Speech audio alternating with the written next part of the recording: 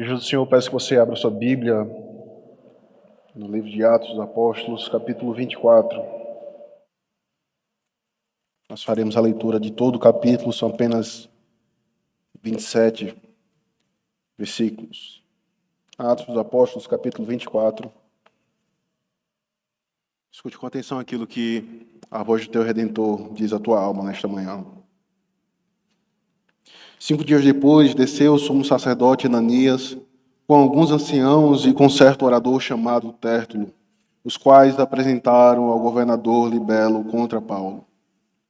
Sendo este chamado, passou Tértulo a acusá-lo, dizendo: Excelentíssimo Félix, tendo nós, por teu intermédio, gozado de paz perene, e também por teu providente cuidado, se terem feito notáveis reformas em benefício deste povo, sempre e por toda parte, isto reconhecemos com toda a gratidão. Entretanto, para não te deter por longo tempo, rogo-te que, de conformidade com a tua clemência, nos atendas por um pouco. Porque, tendo nós verificado que este homem é uma peste e promove sedições entre os judeus espaçosos por todo o mundo, sendo também o principal agitador da seita dos nazarenos, o qual também tentou profanar o templo, nós o prendemos, com o intuito de julgá-lo segundo a nossa lei. Mas, sobrevindo o comandante Lísias, o arrebatou das nossas mãos com grande violência, ordenando que os seus acusadores viessem à tua presença. Tu mesmo, examinando-o, poderás tomar conhecimento de todas as coisas de que nós o acusamos. Os judeus também concordaram na acusação, afirmando que estas coisas eram assim.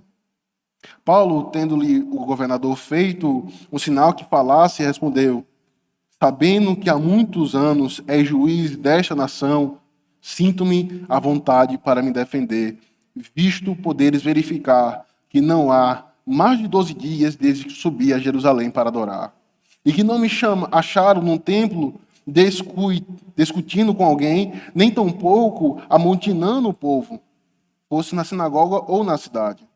Nem te podem provar acusações que agora fazem contra mim.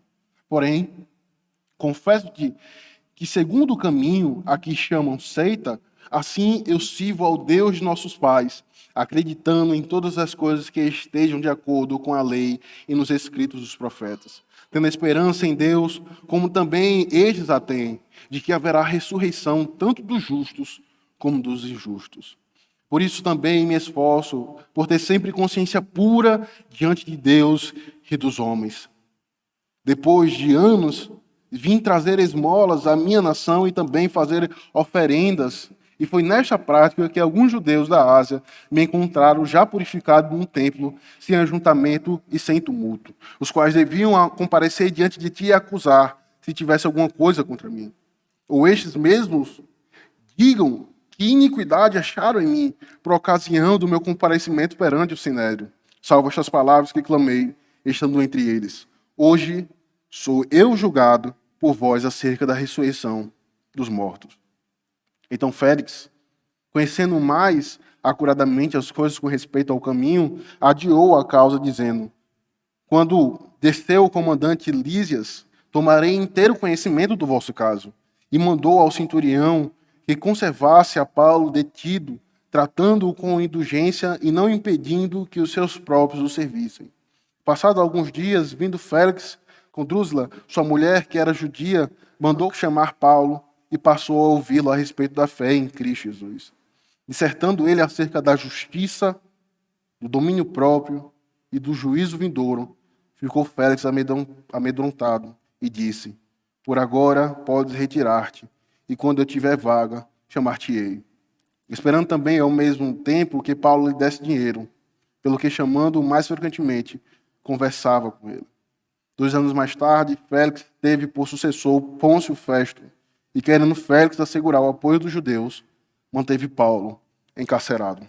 Até aqui a palavra do nosso Deus, meus irmãos. Vamos, mais uma vez, à presença do nosso Deus em oração, pedindo a sua bênção sobre esse momento de exposição de sua palavra. Oremos. Bendito Deus, nós te exaltamos, ó Pai, como igreja do Senhor.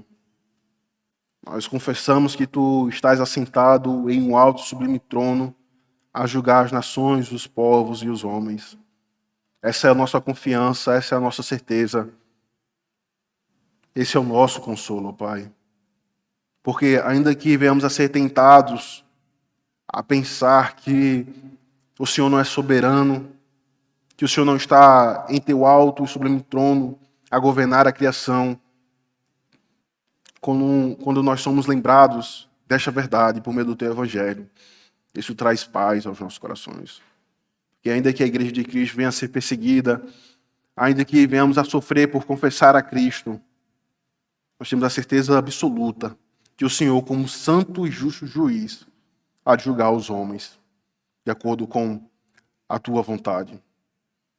Por isso, ó Pai, nesse momento de exposição da tua palavra, crava, perfura em nossos corações essa promessa gloriosa que tu há de julgar todos os homens. Ajuda-nos, ó Deus, a viver com ousadia, com coragem, proclamando com convicção aquilo que a tua palavra afirma, sem mais e sem menos. Quanto ao pregador, ó Pai, tem misericórdia dele. Usa para o benefício e para o alimento do teu povo. Dá a ele o pleno senso da importância desse momento, como também dá a ele a convicção que os nossos pais tiveram no passado, para que ele possa pregar de um moribundo para um moribundo, de alguém que está morrendo para alguém que está morrendo. Por isso, ó Pai, tudo isso nós oramos ao Senhor por meio do nosso profeta, o nosso pastor, o nosso Senhor, o nosso Rei e sacerdote Jesus Cristo. Amém. Amém.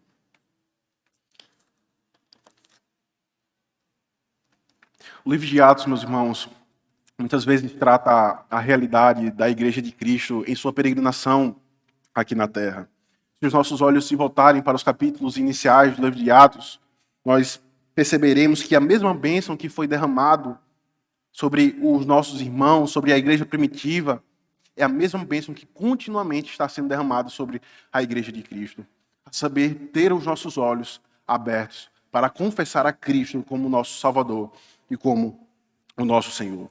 Mas também notamos que a generosidade, o amor à doutrina, o amor à palavra, o cuidado para com os da família da fé, assim como estava presente na vida dos nossos irmãos no passado, na igreja primitiva, também está em nosso meio, principalmente nesse momento em que nós estamos vivendo de pandemia.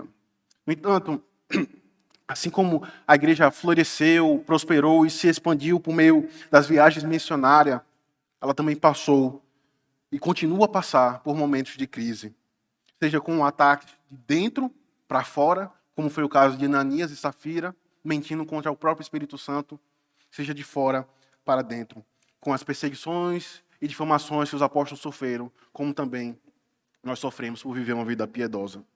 Esta é a realidade da Igreja de Cristo em sua peregrinação aqui na Terra. Ora, somos abençoados com grandes avivamentos, com um amor sincero à palavra do Senhor, com amor sincero à mensagem do Evangelho. Ora, a perseguição, a difamação e as acusações falsas está sobre a Igreja de Cristo. É justamente isso que nós encontramos nesses capítulos finais do livro de Atos. Nós encontramos a rejeição à mensagem do Evangelho, como também a perseguição intensa ao apóstolo Paulo, que por fim era a perseguição ao próprio Cristo. Então, como nós já vimos no domingo passado, após o apóstolo Paulo ter sido liberto, após o apóstolo Paulo ter sido liberto pela providência do Senhor daqueles homens sanguinários, agora, mais uma vez, ele se encontra em um tribunal que tem como propósito final calar a voz do Evangelho e tirar a sua vida. No entanto, no capítulo 24, neste capítulo, dois novos personagens surgem na narrativa. Tértulo, como sendo o advogado dos judeus, e Félix, como sendo o governador que há de julgar o apóstolo Paulo. E é nessa narrativa, meus irmãos, que como cristãos somos ensinados a como não agir e como agir diante das perseguições e difamações do mundo. De novo, o capítulo 24, nessa manhã, nos ensina a como nós não agir e como nós agir diante das perseguições e difamações do mundo. A primeira coisa, então, para nós vermos nessa manhã, quanto ao não agir quando estivermos sobre ataques, é não fazer uso de falsas acusações. Não fazer uso de falsas acusações. Por quê? Porque quando estamos sobre ataque, por vezes proferimos mentiras e falsas acusações para defendermos a nossa causa, para defendermos o nosso ponto de vista. E sem nos darmos conta, quebramos ao 9º mandamento, que diz: não dirás falso testemunho a respeito do teu próximo. E sem percebermos, trazemos juízo sobre nós e sobre aquele que nós proferimos mentiras e falsas acusações. Ora, se não é justamente isso que a narrativa nos mostra, meus irmãos. No primeiro verso, se você acompanhar novamente comigo, irá nos dizer: 5 dias depois, desceu o sumo sacerdote Ananias com alguns anciãos e com certo orador chamado Tértulo, os quais apresentaram ao governador Libelo contra Paulo. O primeiro verso nos mostra que aquele homem que mandou esbofetear no capítulo 23, como nós já vimos em alguns domingos passados, a boca do apóstolo Paulo, e que consentiu com as agressões que foram feitas no apóstolo Paulo, agora, mais uma vez, após saber que o apóstolo Paulo tinha sido levado para Cesareia, traz consigo um homem chamado Tértulo, como o verso 1 nos diz. Um homem que era conhecido por sua boa oratória e a sua capacidade de argumentos. Os historiadores dizem que esse homem ele era tão capaz na fala, tão capaz em seus argumentos, que ele poderia ter a capacidade de convencer reinos e império. Ora, porque não bastava simplesmente o conteúdo do argumento, porque isso já tem sido mostrado nos capítulos anteriores, as acusações contra o apóstolo Paulo. Isso já foi tentado, o conteúdo do argumento, mas era importante que viesse alguém que, por meio da sua boa oratória, ludibriasse o juiz e trouxesse falsas acusações contra Paulo. No entanto, meus irmãos, a forma como ele constrói os seus argumentos e as suas acusações era o que o tornava mais maligno.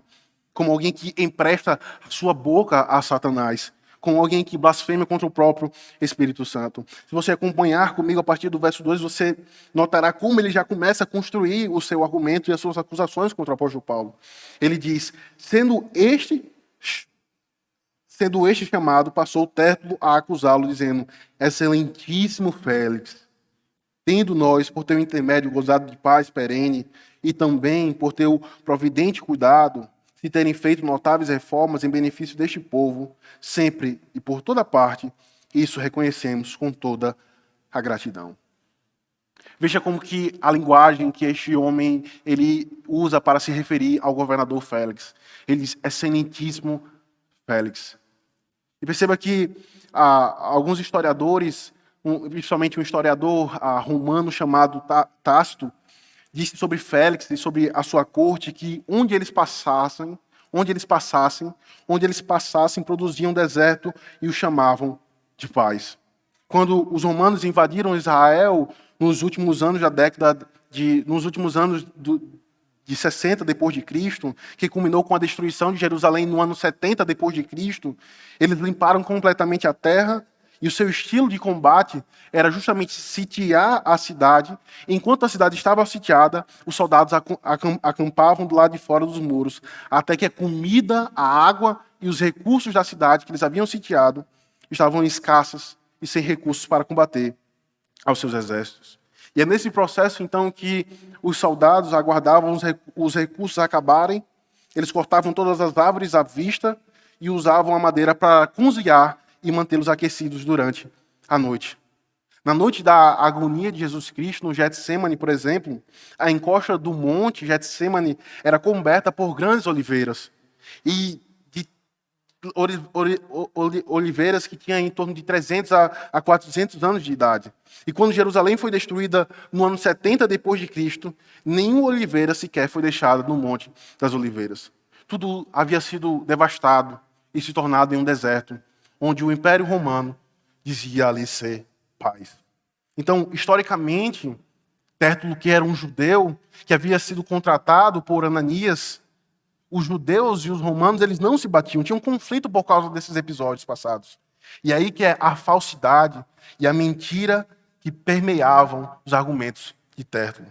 Mas o que tornava esse homem do maligno foi ter usado as palavras direcionadas ao governador Félix ao dizer: e também por ter o providente cuidado se terem feito notáveis reformas em benefício deste povo, sempre e por toda parte, isto reconhecemos com toda a gratidão. A palavra grega que é usada no verso 2 é providência, que no nosso texto é traduzida por providente cuidado. O ponto é, Tértulo, como um judeu, era alguém que conhecia a lei de Yahvé e também entendia que era pela providência de Deus que uma terra alcançava prosperidade. E qualquer benefício que o homem ele venha desfrutar debaixo do sol, como nós já vimos em Eclesiastes, procede das dádivas, procede das mãos de Deus que está nos céus. Então perceba como que o argumento deste homem ele se inicia. Ele começa então bajulando, os seus argumentos começam mentindo ao seu respeito, ao dizer que a providência de Tértulo, de Félix, é que tinha trazido paz ao povo judeus. Mas ao afirmar isso, dizendo que Félix e a sua corte haviam produzido prosperidade naquele campo, naquela cidade, ele atribuía as características que pertencem somente a Deus a um homem. Percebam, queridos, o homem cujo coração está encharcado na malignidade e na idolatria não temerá quebrar a lei do Senhor. E se ele não teme quebrar a lei do Senhor, pouco importa o mandamento que diz: não dirás falso testemunho contra o teu próximo, como também não o matará. Este é o homem que profere acusações contra o apóstolo Paulo. Veja, então, quais são os seus argumentos. Se você acompanhar comigo, novamente, a partir do verso 4, você perceberá agora as acusações que ele faz a respeito do apóstolo Paulo. Nós já vimos que esse homem era um mentiroso, um homem do maligno, porque atribuía a Félix, um homem ímpio, aquilo que pertence somente ao Senhor. E agora ele começa o seu argumento. Entretanto, para não te deter por um longo tempo, rogo-te que, de conformidade com a tua clemência, nos atendas por um pouco. Porque, tendo nós verificado que este homem é uma peste e promove sedições entre os judeus espaçosos por todo o mundo, sendo também o principal agitador da seita dos nazarenos, o qual também tentou profanar o templo, nós o prendemos com o intuito de julgá-lo segundo a nossa lei. Mas sobrevindo o comandante Lísias, o arrebatou das nossas mãos com grande violência, ordenando que os seus acusadores viessem à tua presença. Tu mesmo, examinando, poderás tomar conhecimento de todas as coisas de que nós o acusamos. Os judeus também concordaram na acusação, afirmando que estas coisas eram assim. Notem, meus irmãos, percebam, os judeus que eram conhecidos pelo seu exterior, pelo aquilo que eles eram exteriormente zelosos para com as suas práticas, ao concordarem, como nos é dito no verso 8, com as declarações de Tértulo, eles quebravam ao 9º mandamento. Em nome da preservação de suas práticas, eles quebravam a lei do Senhor em todos os níveis. Ora, porque quando a verdade não é o ponto a ser defendido, quando a verdade não é aquilo que está em jogo, mas o direito que simplesmente se entende de um grupo ou de uma pessoa é defendido com base em mentiras e acusações, ganhar uma causa dessa é juízo, é perda. Porque, sem sombra de dúvidas, aqueles que fazem uso da falsidade e da mentira irão se apresentar diante do santo e justo juiz, que não aceita suborno, não aceita qualquer tipo de acusação e que ele sonda o mais íntimo dos nossos pensamentos. Por outro lado, declarações falsas como a que foram preferidas a respeito do apóstolo Paulo, por vezes estão sobre nós. E de modo algum isso nos deve levar ao desânimo ou à paralisação. Pelo contrário, meus irmãos, tais acusações devem nos levar a sermos corajosos e ousados na proclamação do Evangelho. Aquele homem cujo coração era entregue ao maligno e cuja boca havia sido emprestada a Satanás, proferiu mentiras ao respeito do apóstolo Paulo. Mas ele se esqueceu que ele há de prestar conta diante do justo juiz. O problema daqueles homens não era contra o apóstolo Paulo. O problema daqueles homens era contra Cristo. O problema da sociedade atual não é contra a igreja, mas é contra o nosso Salvador. não é pessoal, mas é contra o nosso Redentor. As mentiras que dizem contra a igreja, nós não podemos levar para o lado pessoal. É contra Cristo, o nosso Senhor. Os irmãos não se lembram que o apóstolo Paulo, na estrada de Damasco, ao se encontrar com Cristo, Cristo diz ao seu respeito: Paulo, Paulo, Saulo, Saulo, por que me persegues? Saulo não estava perseguindo a Cristo, porque ele já havia ressuscitado, estava à direita de Deus Pai. Mas ele estava dizendo: você persegue a igreja de Cristo. E quando você faz isso, você me persegue. Por isso, quando os homens ímpios proferem falsas acusações ou difamações à igreja de Cristo, no final das contas, eles estão proferindo mentiras e acusações a respeito de Cristo. Eles estão perseguindo a igreja de Cristo. Essa era a primeira coisa para nós vermos essa manhã, meus irmãos. Quando nós estivermos sobre ataque, nós não devemos ter o nosso proceder assemelhado aos ímpios, que usam de falsas acusações. A segunda coisa, então, para vermos nessa manhã, quanto à forma como nós devemos agir quando estivermos sobre ataques, é falando a verdade, custe o que custar. Falando a verdade, custe o que custar. Como Lutero dizia, a paz, se possível, a verdade a qualquer preço. Acompanhe comigo a partir do verso 10, o que o apóstolo Paulo agora, em sua defesa, ele afirma. Paulo, tendo-lhe o governador feito um sinal que falasse, respondeu: sabendo que há muitos anos é juiz dessa nação, sinto-me à vontade para me defender, visto que podereis verificar que não há mais de 12 dias desde que subi a Jerusalém para adorar, e que não me acharam no templo discutindo com alguém, nem tampouco amontinando o povo, fosse nas sinagogas ou na cidade. Nem te podem provar as acusações que agora fazem contra mim. Porém, confesso-te que, segundo o caminho a quem chamam seita, assim eu sirvo ao Deus de nossos pais, acreditando em todas as coisas que estejam de acordo com a lei e nos escritos dos profetas, tendo esperança em Deus, como também estes têm, de que haverá ressurreição, tanto dos justos como de injustos. Por isso, também me esforço por ter sempre a consciência pura diante de Deus e dos homens. Depois de anos, vim trazer esmolas à minha nação e também fazer oferendas. E foi nesta prática que alguns judeus da Ásia me encontraram já purificado no templo, sem ajuntamento e sem tumulto, os quais deviam comparecer diante de ti e acusar, se tivesse alguma coisa contra mim. Ou estes mesmos digam que iniquidade achavam em mim, por ocasião do meu comparecimento perante o sinédrio. Salvo estas palavras que clamei, estando entre eles: hoje sou eu julgado por vós acerca da ressurreição do apóstolo Paulo. O apóstolo Paulo, mais uma vez, diante de falsas acusações ao seu respeito, em sua vida se cumpre aquilo que Cristo ele diz à sua igreja: que o Espírito Santo há de nos instruir, que o Espírito Santo há de nos dar sabedoria de como nós devemos proceder em situações como essa. Muitas vezes, como nós oramos hoje, nesta manhã, na oração de confissão de pecados, nós não proclamamos o Evangelho com ousadia, com intrepidez, porque por vezes nos falta a confiança e a fé de que Cristo estará ao nosso lado e a interceder em nosso favor. E o seu Espírito nos dá a sabedoria de como nós devemos proceder. E isso o apóstolo Paulo tinha em mente. E era por isso então que ele responde com toda a convicção a respeito do seu proceder. Então ele começa lá de trás, dizendo que não faz 12 dias que eu cheguei a Jerusalém e que busquei adorar ao Senhor, ainda que eu entenda que Cristo é o cumprimento de todas as profecias. Isso não me leva a desprezar o templo. O templo não é mais importante. Mas ainda assim, eu me prostro diante do meu Senhor. Apenas uma rápida aplicação, meus irmãos. O apóstolo Paulo, que tinha convicção de que as promessas, que o templo era o próprio corpo de Cristo, que ele haveria de ressuscitar ao terceiro dia, e que agora ele ia tabernacular em seu povo, no meio do seu povo, apesar dele ter essa convicção, de modo algum, ele desprezava a casa do Senhor.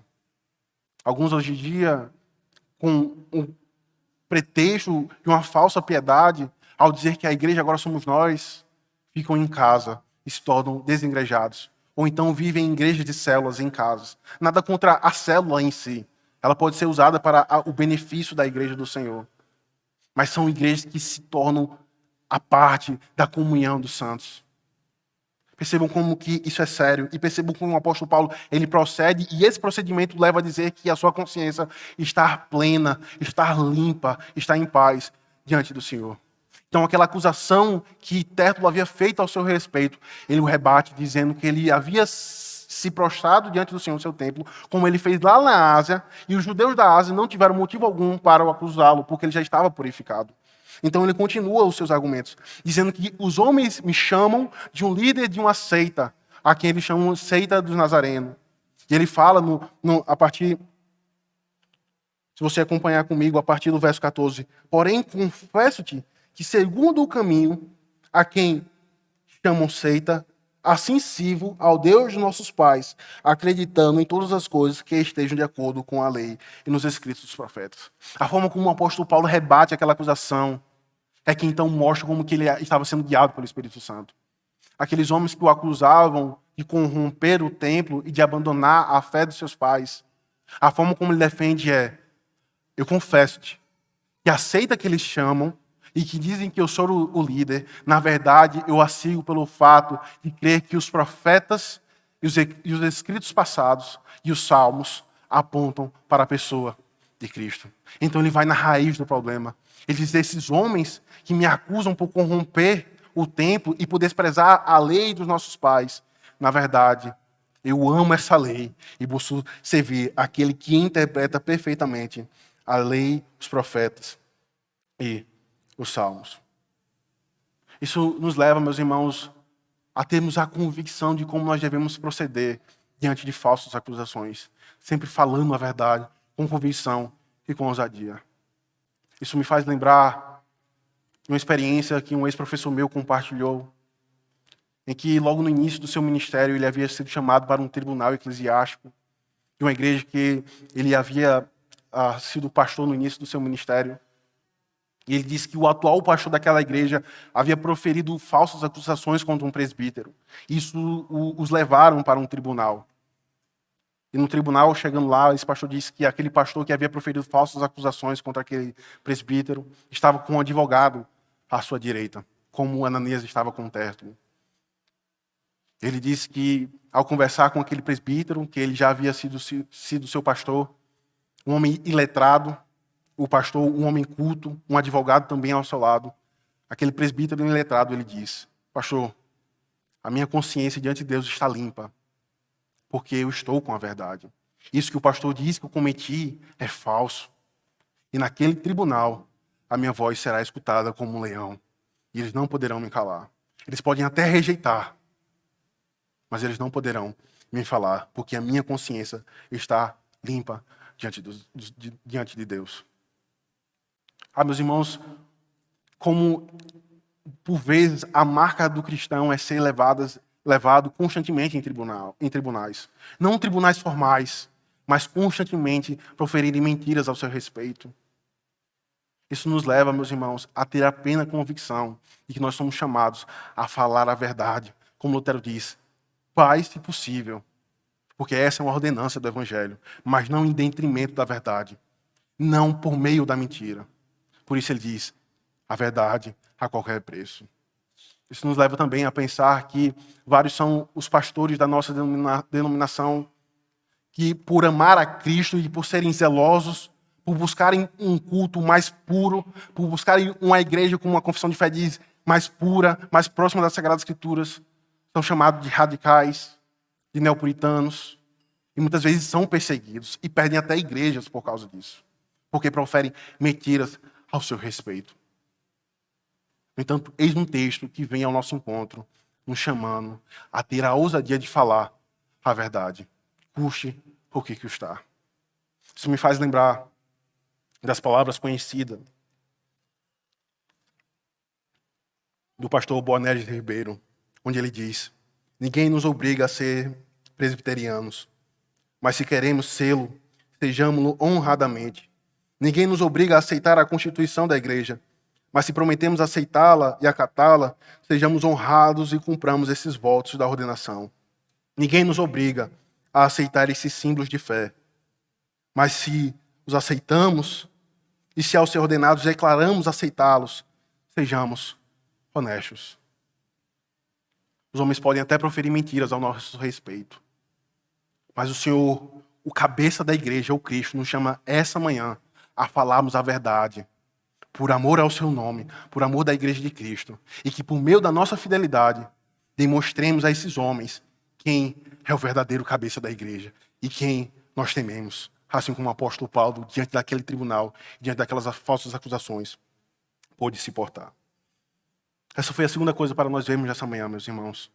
Que diante de ataques, nós não devemos nos assemelhar aos ímpios que fazem o uso de falsas acusações. Em segundo lugar, nós devemos falar a verdade. E em terceiro lugar, indo já para o final do capítulo, para o terceiro personagem, o governador Félix, nós somos ensinados nessa manhã quanto à forma como nós não devemos proceder. Eu disse no início do sermão que o capítulo 24 nos ensina a como nós não agir e como nós devemos agir. Nós já vimos em primeiro lugar que nós não devemos agir com falsas acusações. Em segundo lugar, nós vimos como nós devemos agir, usando respostas verdadeiras. E em terceiro e último lugar, nós não devemos agir tomando decisões insensatas. Porque foi justamente isso que o governador Félix ele fez. Acompanhe comigo, já caminhando para o fim, a partir do verso 22. Então Félix, conhecendo mais acuradamente as coisas com respeito ao caminho, adiou a causa, dizendo: quando descer o comandante Lísias, tomarei inteiro conhecimento do vosso caso. E mandou ao centurião que conservasse a Paulo detido, tratando com indulgência e não impedindo que os seus próprios o servissem.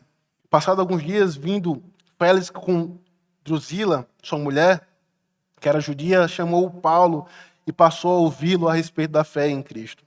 Dissertando ele acerca da justiça, do domínio próprio e do juízo vindouro, ficou Félix amedrontado e disse: por agora podes retirar-te, e quando eu tiver vaga, chamar-te-ei. E esperando também ao mesmo tempo que Paulo lhe desse dinheiro, pelo que chamando-o mais frequentemente, conversava com ele. Verso 27. 2 anos mais tarde, Félix teve por sucessor Pôncio Festo, e querendo Félix assegurar o apoio dos judeus, manteve Paulo encarcerado. Perceba como que um homem que foi outorgado com autoridade pelo Senhor, ele age de forma insensata, sem sabedoria. Perceba que diante dessas acusações que o apóstolo Paulo estava sofrendo, ele, como alguém que foi outorgado pelo Senhor, com a autoridade de julgar aquele caso, ele procede de forma insensata. Como nós vimos no verso 27, a fim de agradar, a fim de ter o parecer, a fim de ter o agrado dos judeus, deixou Paulo encarcerado. Mas a pergunta que surge naturalmente diante desse proceder final do governador Félix é: por quê? Por que ele procedeu dessa forma? Se você olhar para o verso 25, nos é dito que ele ficou amedrontado após o apóstolo Paulo ter pregado sobre a justiça, sobre o juízo final e sobre o domínio próprio. Os estudiosos afirmam que o governador Félix era um homem corrupto e que aceitava suborno. E a esposa que é mencionada aqui nesse texto, na verdade, já é a terceira esposa. Então, além de ser um homem corrupto, ele era um homem adúltero. E após o evangelho ir ao seu encontro, confrontando o seu coração, a sua mente e a sua consciência, ele então se sente amedrontado e rejeita a mensagem do evangelho, como também rejeita o mensageiro de Cristo. Ao ponto no verso 27 ter dito que ele deixou Paulo encarcerado. Isso me faz lembrar, por último, as palavras do puritano Thomas Watson. Ele diz que a pregação do evangelho, ela é como o raio que emana do sol. O raio que emana do sol derrete um coração gélido, mas também o raio que emana do sol endurece a argila. Essas são as consequências da pregação do evangelho. Lembre-se, Paulo, que é descrito como sendo o pior dos pecadores, aquele que perseguia a igreja de Cristo, ao se deparar com o seu Redentor, ele se encontrou prostrado diante do chão e pôde reconhecer Cristo como seu Senhor e Salvador. Cristo veio ao seu encontro e pessoalmente pregou a mensagem do Evangelho, dizendo: Saulo, Saulo, por que me persegues? E a luz do sol, no coração gélido do apóstolo Paulo, pôde derreter a sua alma, e então ele pôde se curvar. Mas a pregação que procedeu do apóstolo Paulo ao governador Félix endureceu mais ainda o seu coração, porque ele não queria se apartar dos seus pecados. E por isso, ele então há de sofrer, ele sofreu as consequências por causa de seu ato. E querendo Félix assegurar o apoio dos judeus, manteve Paulo encarcerado. Quantas verdades, meus irmãos, esse capítulo nos ensina a como nós não devemos nos assemelharmos, a como nós não devemos nos assemelhar aos ímpios em seu proceder, fazendo uso de falsas acusações, de como nós devemos nos portar com ousadia, uma vez que as nossas consciências foram purificadas. E perceba, a nossa consciência só pode ser purificada se for remida pelo sangue de Cristo. E como ela pode permanecer limpa, tranquila e em paz diante de Deus? É falando a verdade, é obedecendo aos seus mandamentos. Era por isso que o apóstolo Paulo ele poderia se portar com ousadia, como também aquele presbítero que eu mencionei no meio do sermão, pôde também se portar. Mas nós também somos encorajados e chamados a não termos decisões insensatas diante dessas acusações. A procedermos com sabedoria, a fim de que o nome de Cristo seja exaltado entre os homens e de que Cristo ele possa ser glorificado. Eis mais um tribunal, meus irmãos. Ainda haverá outros para acontecer na vida do apóstolo Paulo. Ele poderia ter a certeza absoluta de que, ainda que Satanás, por meio da boca de Tértulo, pronunciasse as acusações ao seu respeito, ele poderia dizer: quem intentará acusações contra os eleitos de Deus? É Deus quem justifica. Porque no tribunal divino, quando o santo e justo juiz estiver me julgando, o meu advogado, o meu paráclito, o meu intercessor, há de dizer: eu verti o meu sangue em favor desse grande pecador. Mas eu tenho que dizer a você que não confessa a Cristo e o rejeita, como também rejeita a mensagem do Evangelho. Você há de comparecer diante de um tribunal. E provavelmente a sua consciência não estará limpa. E não há nada que poderá livrá-lo.